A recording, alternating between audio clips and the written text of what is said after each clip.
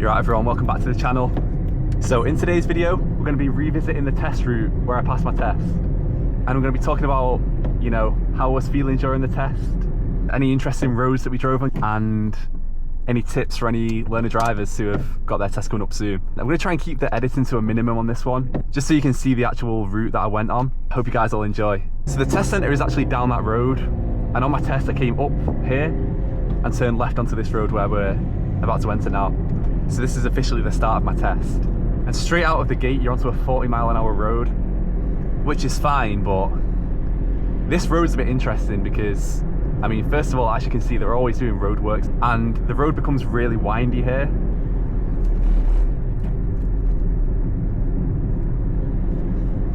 So there's no way you can realistically do 40 around here.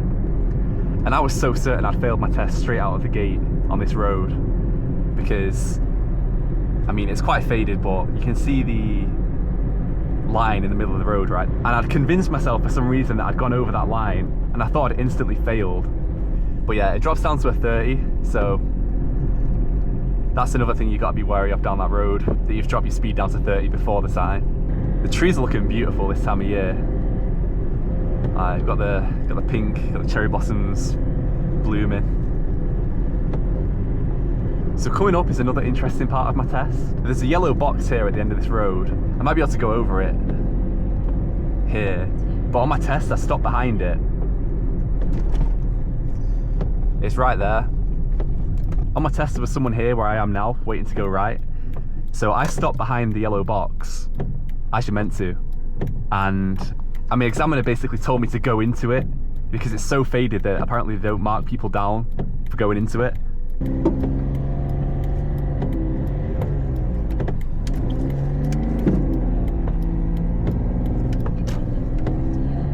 I thought that would count as the examiner sort of interfering, but I guess he was just sort of letting me know rather than, you know, telling me what to do. So, and that brings me on to another point, which is, even if you're sure that you failed, you've just got to keep driving like to the best of your ability.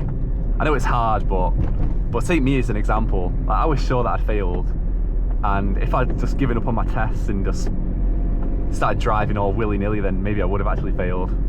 Turn left onto Static Road.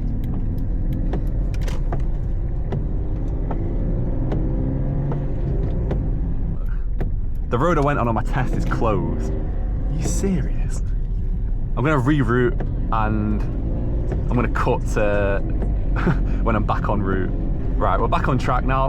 We've not missed too much. Basically, on my actual test, what I did was went past that road closure, because it wasn't there, obviously, and followed the road round to this road where we just turned left onto now.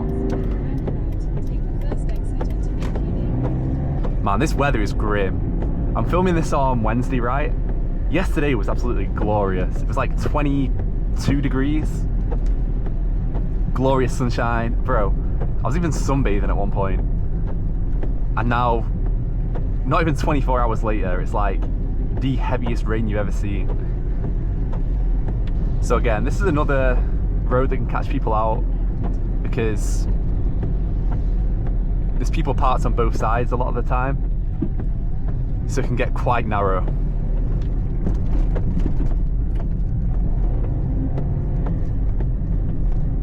Alright, and now we come to a bit of a weird road because, again, it's another really narrow road. This is just a UK driving experience. Like, sometimes I watch videos of people driving in America and it just makes me want to move out there because the roads are so wide. Obviously, like, their cars are a lot bigger. They have like a lot of trucks and like SUVs, right? But the roads in the UK are just ridiculous.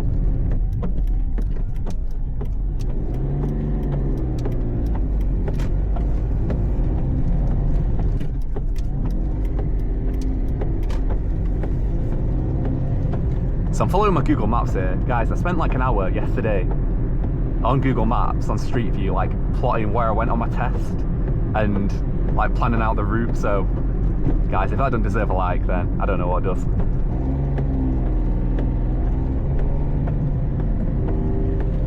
So after this, we sort of turn onto this side road here.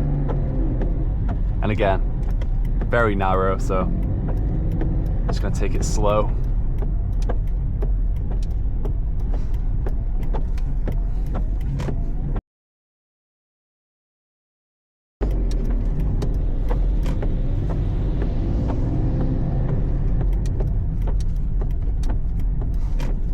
Alright, we're back on track. Letting us go. Guys, this is one of the parts of my test that I remember the most. So I did my test during rush hour. So I was waiting to turn left there for ages. Well, it felt like ages. It was probably like about a minute.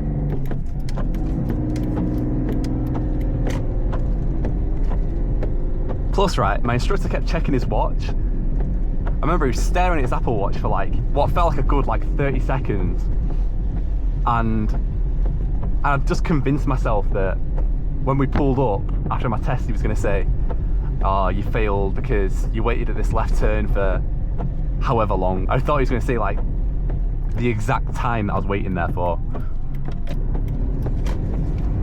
But he must have just wanted to know the time because he didn't mention it. And that's another important point for your driving test, guys. Like, it's better to wait back, even if you think you're taking a little bit too long. It's better to wait rather than rushing and causing like a major mistake.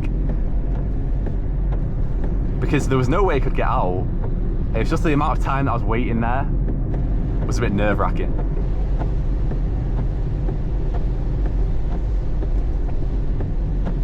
Right guys, we're back. My camera died, but we were at the end of the route anyway. I just followed that road back to the test centre, back the way that we came. So yeah, we're gonna call the video here. But yeah, it was interesting to go back to the route that I passed the driving test on. And I think I mentioned in one of my other videos that I had a few driving tests. So maybe next time I could go back and revisit one of the routes where I failed. If that's something you want to see, then let me know in the comments. And yeah, I'll catch you in the next one.